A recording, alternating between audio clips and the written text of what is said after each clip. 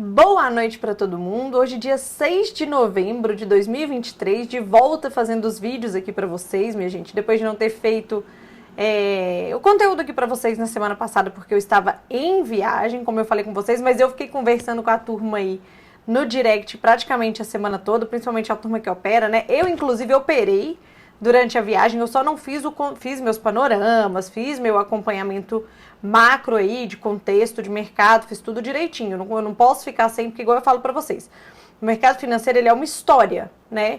E se você não acompanhar essa história, se em algum momento tiver uma janela em que você não entende o que aconteceu, provavelmente alguma movimentação de algum ativo possa vir a acontecer e você não entender por conta de não ter acompanhado alguma coisa do passado. Então, assim, me mantive completamente atualizada. Eu operei, né, como eu falei pra vocês na semana passada, inclusive foi uma das minhas melhores semanas de operação.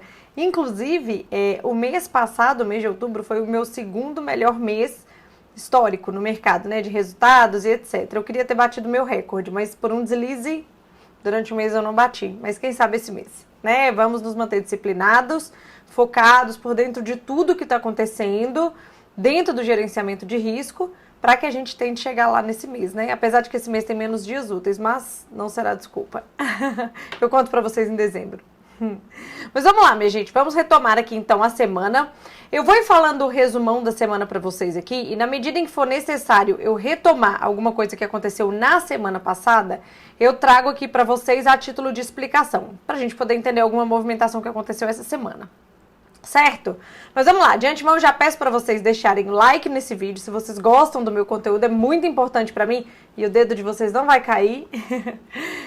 Se inscrevam no canal para quem não é inscrito, ative as notificações e mandem para as pessoas que vocês acham que devem debater sobre o mercado com a gente aqui nesse ambiente super saudável. Mas vamos lá, vamos colocar aqui o nosso panorama. Bom, começando como sempre pelas bolsas da Ásia, né? As bolsas da Ásia fecham bastante positivas por dois motivos. Um relacionado ao Ocidente, que foi na sexta-feira, e o outro relacionado a uma fala do primeiro-ministro chinês, que eu vou comentar com vocês já já. Essa fala foi ontem. Então, primeiro, minha gente, na sexta-feira, a gente teve dado de payroll nos Estados Unidos, e eles vieram fracos, assim. Não sei se vocês recordam, mas o payroll do mês passado, ele veio triplo do que o mercado esperava, assustou completamente o mercado, derrubando as bolsas, estressando o dólar, estressando as treasuries, certo? Mostrando que o mercado de trabalho nos Estados Unidos segue bastante aquecido e isso pode vir a ser inflacionário. E se é inflacionário, o Banco Central americano teria que manter os juros altos por mais tempo ou, quiçá, fazer uma nova alta de juros por lá. Pois bem, isso no mês passado. Na sexta-feira passada, o payroll já veio completamente contrário, ele já surpreende mostrando bastante fraqueza. Não só os dados de payroll propriamente dito, mas a taxa de desemprego. E eu acho que o salário médio por hora trabalhado, que aí seria a inflação do mercado de trabalho, aí veio um pouquinho fora, um pouquinho acima, mas ainda assim com os dados bem fracos de payroll, isso não contaminou negativamente a movimentação das bolsas, que já vinha numa pegada positiva por dois motivos da semana passada, né? Só recapitulando, teve decisão de juros nos Estados Unidos, os juros por lá, além de ter sido mantido inalterado, que já era uma expectativa do mercado, a fala do presidente do Banco Central americano, Jerome Powell, deu a entender para o mercado de que não haverá uma nova alta de juros. Inclusive, minha gente, o mercado já antecipa o primeiro corte de juros para o primeiro trimestre do ano que vem. Teve algum resumão que eu mostrei para vocês aqui dos vídeos anteriores, que o mercado precificava uma expectativa, né, do primeiro corte de juros lá nos Estados Unidos só em junho, julho do ano que vem. E depois da fala do Powell na sexta-feira, essa expectativa do mercado passou para março. Tá? Então, o mercado já não espera mais uma nova alta de juros em dezembro e já antecipa o corte no ano que vem. Se isso vai acontecer, é outra história. Fato é que isso fez preço nos ativos na semana passada, ok? Além disso, também nos Estados Unidos, o Tesouro americano solta o seu relatório de refinanciamento na semana passada também, e dado que existe uma preocupação genuína, né, do mercado em relação à dívida americana, que está subindo monstruosamente, né, muito mais, a curva está subindo muito mais que no próprio Covid, tem vários gráficos girando aí nas redes sociais sobre esse tema. Para quem não viu ainda, me peça aqui que eu posso mandar para vocês. Mas, de qualquer forma, existe uma preocupação em relação ao fiscal americano, porque a dívida dos Estados Unidos está crescendo meio que descontroladamente. Então, O relatório de refinanciamento do Tesouro Americano na semana passada, ele mostraria para o mercado qual seria a expectativa da emissão de novas dívidas por vir, né, no próximo trimestre, e o volume e o vencimento dessa dívida, tá? E aí, no final das contas, o volume de dívida a ser emitida pelo Tesouro Americano é um pouco maior do que o que já vem sendo emitido, mas muito menor do que o mercado estava esperando. O mercado estava com um pessimismo muito maior em relação a isso, tá? Então, na verdade, vamos lá. Essa informação, esse alívio em relação a esse relatório e essa informação do Tesouro Americano já começa a trazer alívio no Tesouro, na Treasury, nos rendimentos das Treasuries americanas da semana passada. A decisão de política monetária, a fala do Powell, corroboram com a queda dos juros dos Estados Unidos também, e o payroll fraco vem para fechar com chave de ouro. Então, por isso que a gente tem uma movimentação muito forte na semana passada de bolsas para cima, dólar para baixo, e o rendimento dos juros americanos também numa queda expressiva, né? O que eles gastaram 3 meses para subir, praticamente metade aí já caiu em 3 dias. Tá? Então vamos lá. Então essa positividade, vamos voltar na sexta-feira, que a gente está falando aqui da Ásia. Essa positividade, então, né, da semana e fechando com chave de ouro aí o payroll da sexta-feira, fez com que as bolsas da Ásia, que estavam fechadas naquele instante, também fizessem uma movimentação bem positiva relacionada a esse aspecto, ok? Bom, o mercado agora, minha gente, daqui para frente, ele vai passar a observar, observem essa mudança, principalmente para quem opera, tá? O mercado agora vai passar a observar se os Estados Unidos vai ter condição de executar um soft landing, ou seja, a economia americana não entra em recessão para que a inflação seja controlada, ou entra numa recessão leve, ou se no final das contas a economia americana vai entrar em hard landing, ou seja, uma recessão mais forte, dada a alta de juros por lá, para o controle da inflação. E o que vai nos dizer, vai nos dar as pistas sobre se será um soft landing ou se será um hard landing? Indicadores de atividade, principalmente os indicadores de inflação, tá? Por isso, daqui para frente, indicadores de atividade vão ter muita importância e relevância aí aos olhos do mercado financeiro quando se trata dos Estados Unidos. Pois bem, mas isso é um problema da gente do futuro. Dito isso, então, as bolsas da Ásia, elas fecham aí no positivo, olhando para essa positividade do Ocidente. Além disso, como eu havia falado para vocês, o primeiro-ministro chinês, o Li, ontem ele deu uma declaração e ele disse que a China vai aumentar suas importações e a China fará movimentos que tornará a globalização econômica ainda maior e a China mais aberta ainda para o comércio externo. Tá? E isso trouxe uma positividade para as bolsas chinesas que acabaram corroborando aí com a alta que já era proveniente aí dos dados de payroll da sexta-feira lá dos Estados Unidos, ok? Bom, dito isso, eu vou trazer um destaque aqui para vocês, eu vou marcar aqui a bolsa da Coreia. Aqui, ó. A bolsa da Coreia, ela destoa das outras bolsas da Ásia, ela sobe mais de 5%, porque no final das contas foi decretado lá que estão proibidos vendas a descoberto no mercado coreano, tá? Então, até meados do ano que vem, se eu não me engano, por conta de alguma coisa relacionada a fraude, etc. Então, até meados do ano que vem, nenhum investidor pode fazer venda a descoberto dos ativos listados na bolsa coreana, tá? Então, aqueles que estavam vendidos, aqueles que estavam shorteados, tiveram que estopar suas operações. E se você está vendido e você estopa a sua operação, qual que é a operação que você realiza? Uma operação de compra, tá? E por isso um volume considerável de operações de compra, por conta dessa nova regra na bolsa coreana, fez com que ela fechasse mais positiva ainda em relação aos seus pares asiáticos, ok? Bom, dito isso, minha gente, vamos para commodities aqui. Minério de ferro, ele está estável, levemente positivo para estável. Hoje pela manhã ele estava um pouquinho menor do que essa cotação aqui, ele estava 925 mil yuans, mas ao longo do dia ele praticamente permaneceu estável aí, mantendo inclusive a cotação da nossa Vale no positivo. O petróleo, minha gente, ele estava até mais positivo ao longo do dia, mas aí ele acaba realizando à medida que o dólar vai ganhando força no mundo, tá? E a Treasury também, que a gente vai falar já já. Mas vamos lá, o que acontece com o petróleo? Tanto a Arábia Saudita quanto a Rússia, que são os maiores produtores de petróleo do mundo, né? Eles anunciaram que eles vão manter o corte programado de produção e exportação de petróleo até o fim do ano, tá? E mantendo esse volume de oferta mais restrito, como vem acontecendo, e acabou fazendo o preço no petróleo, ele estava bastante positivo. Mas ao longo do dia ele acabou realizando, de qualquer forma, temos ainda assim um cenário de petróleo positivo, e essa positividade tinha corroborado aí com a cotação da Petrobras no dia de hoje, mas ela acabou entregando parte dessa alta também, junto com a movimentação do petróleo, inclusive. Tá, minha gente? Bom, quando a gente vem aqui para as bolsas da Europa elas fecham levemente negativas, mas nada mais é do que uma realização da grande alta que teve na semana passada. Hoje lá na Europa nós tivemos, foi divulgado o PMI composto e o PMI de serviços veio completamente em linha com o que o mercado já esperava, então isso não fez preço no mercado. Fato é que, na verdade, houve uma realização da alta que nós tivemos na semana passada, que é saudável, não é nenhuma queda extremamente expressiva nas bolsas europeias. Ok? Bom, indo agora para a Europa, desculpa, minha gente, saindo da Europa e indo para os Estados Unidos, dá para ver aí? Dá.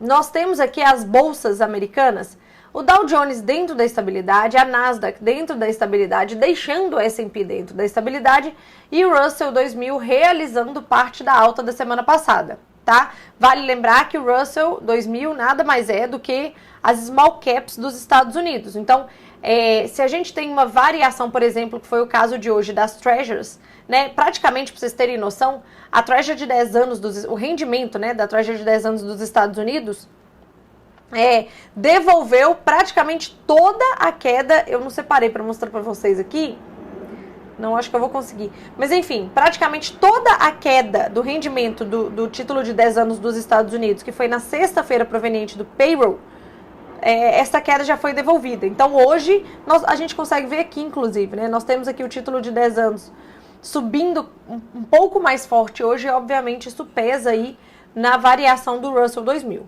ok? Mas fora isso, o S&P completamente dentro da estabilidade. Vale lembrar, minha gente, que lá nos Estados Unidos, essa semana, a gente vai ter a fala do presidente do Banco Central americano, Jerome Powell, tanto na quarta quanto na quinta-feira. E hoje não tivemos drives específicos para os Estados Unidos, nem para o mundo, de um modo geral, o mundo está mais tranquilo. E isso, obviamente, faz com que as bolsas fiquem dentro de uma estabilidade, realizem parte da alta da semana passada, ou realmente fiquem, de fato, no 0 a 0, ok? Bom, dito isso, vamos para a bolsa aqui do Brasil.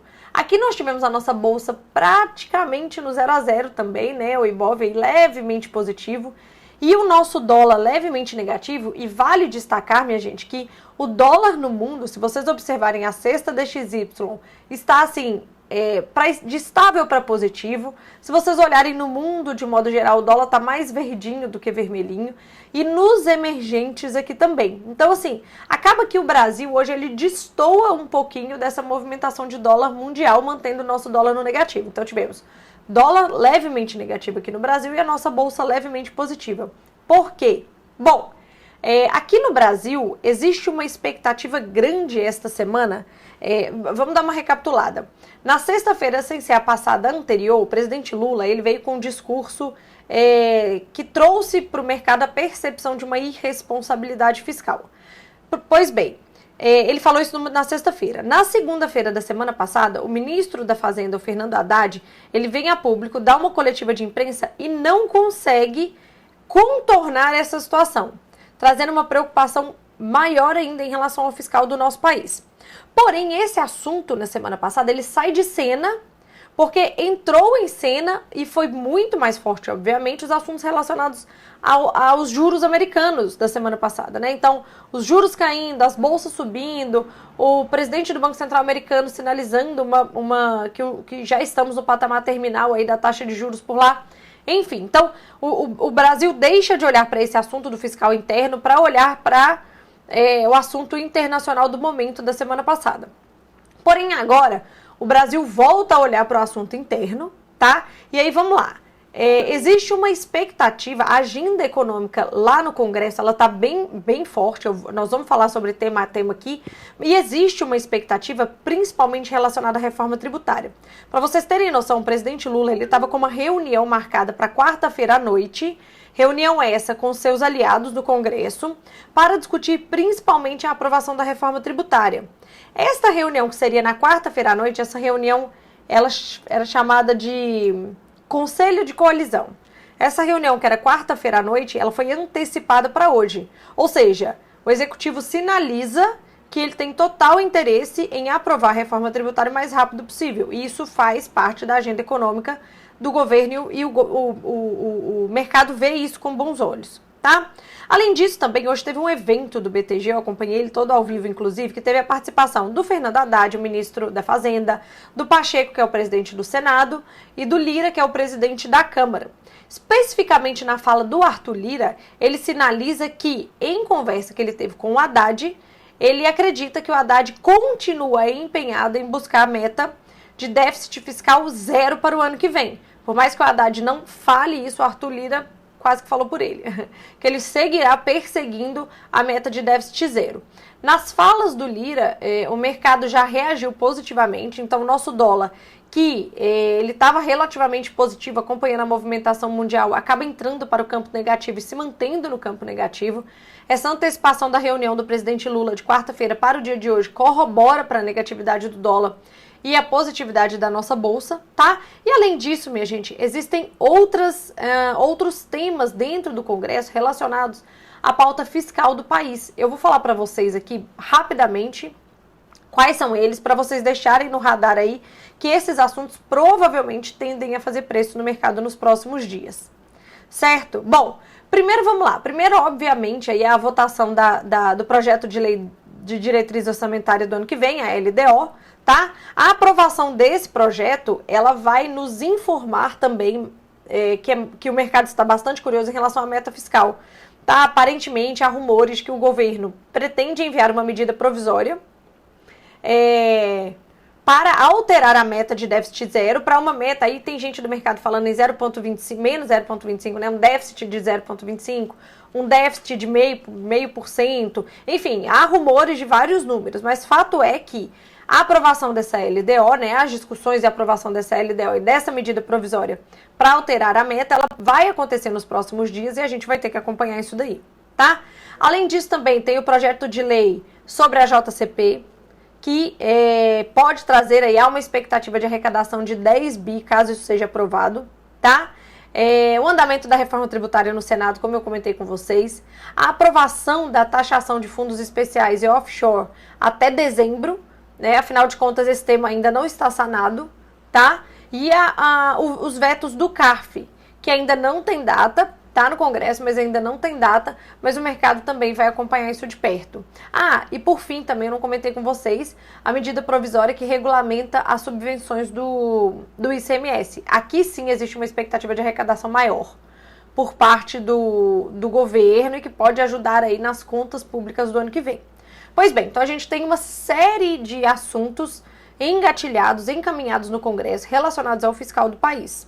Reforma tributária, principalmente, a subvenção do ICMS, né, a regulamentação da subvenção do ICMS e a questão da meta fiscal. Qual será, então, finalmente, a meta fiscal do ano que vem, já que o Lula não aceita uma meta fiscal de déficit zero, que era o previamente acordado. Certo? Então, esses temas em andamento esta semana no Congresso, lá em Brasília, tendem a fazer preço no nosso mercado e, eventualmente, podem descorrelacionar a nossa bolsa e o nosso dólar com a movimentação global, tá? Então, assim, de um modo geral, para fechar, nós temos hoje bolsas dentro da estabilidade, algumas levemente negativas, mas ainda assim dentro de uma estabilidade, aguardando drives da semana que estão por vir aí. De fato, essa semana é uma semana de indicadores econômicos, etc., mais fraca do que a semana passada, mas ainda assim vão ter falas de membros do Banco Central americano que a gente vai ter que acompanhar. E o dólar hoje também meramente realizando aí parte da queda da semana passada. De novo, eu peço que vocês se mantenham atentos aqui, ó. Se mantenham atentos aos juros americanos. Eles têm feito bastante preço em todos os ativos, né? E hoje ele praticamente realizou toda a queda do payroll. Então, se mantenham atentos à variação dos juros americanos, ok? Bom, dito isso, eu espero que vocês tenham tido um mês de outubro muito bom para quem opera principalmente, o início de novembro bom aí também, estamos de volta, vamos continuar falando de mercados, nos mantendo atualizados aí para fazer a coisa certa dentro do mercado, né? Então é isso, um beijo, não esqueçam de deixar o like e eu vejo vocês no vídeo de amanhã. Tchau!